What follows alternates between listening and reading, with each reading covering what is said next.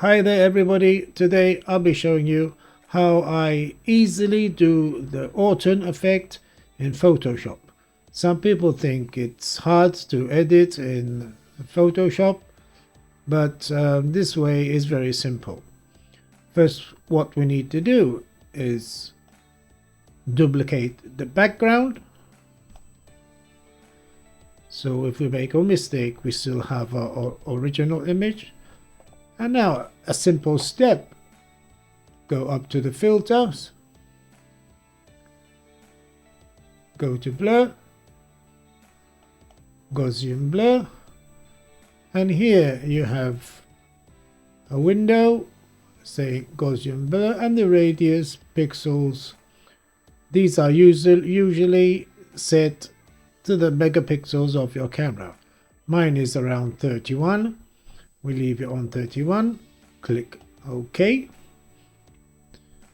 Okay, now we go up to the image tab, the adjustments, click on the bright and contrast, increase the brightness all the way up to around 30, 31, and the contrast nearly up to 100, around 97, 98, something like that.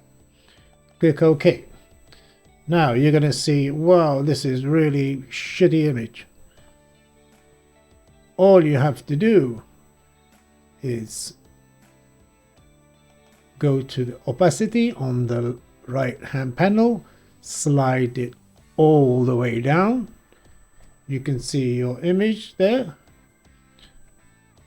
I just removed the trim tool because I was open in the previous video.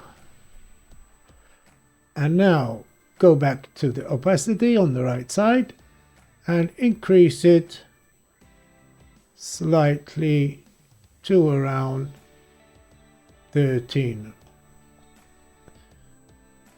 If you click the before after, the eyeball on the background copy, you can see the before and after effect. This is with the ORTON effect and this is without. You can increase it more if you like, but don't overdo it. It gets too dreamy looking. The right setting I found out is around 13 or maybe 10 if you like. Depends on your taste. You see, that's the before and that's the after. A very quick tip in Photoshop: do not be intimidated by Photoshop. It's quite easy, you get used to it. Thanks for watching. Make sure to hit the subscribe button and a thumbs up. Thank you and see you in a future video. Bye bye.